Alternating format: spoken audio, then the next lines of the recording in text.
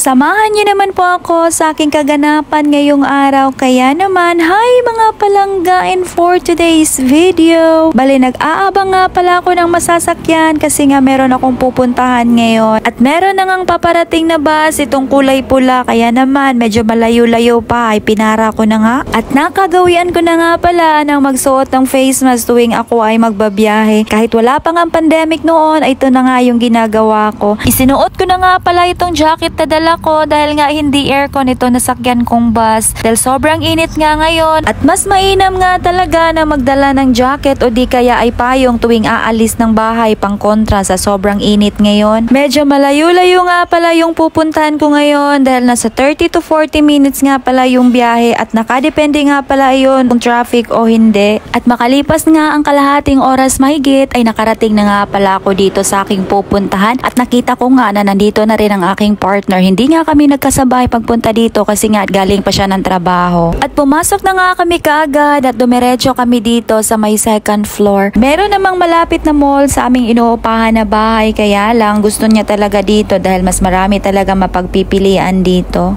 Isa nga pala ito sa pinakamalaking mall dito sa Mandawi City. At sa paglibot-libot ko nga ay nakita ko nga pala itong napakaraming display ng mga luggage. At sobrang gaganda nga ng mga kulay at marami ka talagang mapagpipilian. At ang kagandahan nga pala ngayon dahil nag-sale nga pala sila. Nasa 50 to 60% nga pala ang kanilang sale. Sobrang laki nga ang iyong matitipid dahil nga halos kalahati nga lang ang iyong mababayaran. At meron nga pala silang iba't ibang klase na brand. Marami talaga kayong mapagpipilian kung anong gustong brand ang pipiliin ninyo. Hindi nga pala ito yung pinunta namin dito dahil meron nga pala kaming ibang bibilhin. Abay, ayaw ko na nga palang umalis dito hanggat hindi ako nakakabili. At sinabi ko nga pala sa kasama ko na kami nga ay bibili na lang dahil sa sobrang ganda at ayaw ko na nga umalis dito. Malaki-laki rin kasi ang matitipid namin. Buhat ng ito ay nag 50% off. Nasa kalahati nga lang yung babayaran namin. Matagal na nga pala akong gustong bumili ng ganito. Kaya naman kapag pumupunta ako ng mall ay tinitingnan ko talaga kapag merong mag-sale. Abay ngayon ay swerte talaga kasi nga meron nga talagang nag-sale. Bibili na nga pala ako ngayon dahil nga yung bag na ginagamit kong pang travel ay nasira na dahil sa sobrang tagal na at palagi ko na lang yung ginagamit. Kaya naman sumurrender na talaga siya. At meron na nga pala akong kulay na napili kaya lang hindi available dito sa kanilang display. At kinuha nga lang ng in-charge doon sa kanilang stock room. At ako muna ay naglibot-libot at nagtingin-tingin sa kanilang mga paninda dito. At makalipas nga ang ilang minuto ay nandito na nga yung in-charge at bit-bit na niya ang dalawang kulay. Isa nga lang yung bibilin ko, ito nga yung hinawak-hawakan kong kulay brown ang gusto ko. Meron nga pala akong isang luggage kaya lang hindi ko talaga ginagamit tuwing ako ay aalis at magbabiyahe ng malayuan. Dahil nga sa sobrang laki ay hindi ko talaga nagamit yon kahit kailan. At nilalagyan ko nga lang iyon ng mga bago kong damit at mga importante kong mga gamit. At idinemo na nga sa akin itong in-charge kung paano mag-change ng password at paano rin gamitin. Isinama nga lang pala ako ng aking partner dito dahil nga meron daw siyang bibilihin. Ako nga pala ay nauna na sa kanyang nakabili pero okay lang yon dahil nga ay magagamit rin namin ito. Dahil sa sobrang init ngayon ay gugustuhin ko talagang mag-mall araw-araw kahit wala akong bibilhin dahil libre yung kanilang aircon. At pagkatapos ngang isinilid sa plastic ay binayaran ko na kaagad. At sinabi nga sa akin nitong cashier ay napakalaki daw ang aming discount na nakuha dahil nasa 50% yung aming in-avail. Ibinilin muna nga namin yung aming binili dahil nga ay kakain muna kami saglit. Dito nga lang kami kakain sa isa sa pinakasikat na fast food. Kanina pa nga ako nagugutom nito dahil nga ay hindi pa nga ako nagtanghalian. Mag-aalas 3 na kasi ito ng hapon kaya naman tanghalian at saka merienda na itong kakainin ko. Umorder nga lang ako saglit at maya-maya pa ay dumating na nga itong order namin at ako talaga ay natatakam na. At umorder nga pala ako nito ng isang halo-halo dahil ako nga lang yung kakain dahil yung kasama ko ay ayaw doon niyang kumain ng halo-halo dahil nga meron siyang sipon. Ito nga pala ang halo-halo ay isa sa paborito kong kainin kaya naman tuwing kumakain kami dito ay nag-o-order talaga ako nito. Tuwing kumakain kasi kami sa labas ay dito talaga kami kumakain dahil nga itong kasama ko ay kanin is life. Kadalasan kasi yung ino-order namin itong paa at hita. Sobrang laki nga kaya naman mapapa-extra extra rice ka talaga. Tuwing kumakain kasi kami dito, yung in-order talaga namin yung may only rice. Minsan nga lang kaming kakain dito kaya naman sinusulit talaga namin. Humingi nga lang ako ng kaunting kanin dahil nga meron pa nga akong natirang ulam. At pagkatapos nga namin kumain ay kinuha na namin yung aming ibinilin kanina at sinamahan ko nga lang saglit itong kasama ko dahil meron siyang binili. At meron ngang inalok sa akin si ate na papahiran daw niya itong kamay ko. Ewan ko, hindi ko alam kung ano yung pangpahid niya. At sinabi ko nga pala sa kanya na nagmamadali ako kaya naman dumiretso na nga ako sa paglakad. At may nakita nga pala ako dito sa gilid na nagtitinda ng face mask na kulay puti. Kaya naman bumili nga lang ako ng ilang piraso dahil ito ay ginagamit ng aking kasama sa kanyang trabaho. At pagkatapos ko nga bumili ay uwi na nga pala kami. So yun lang po. Please don't forget to subscribe my YouTube channel. Thank you so much. Bye!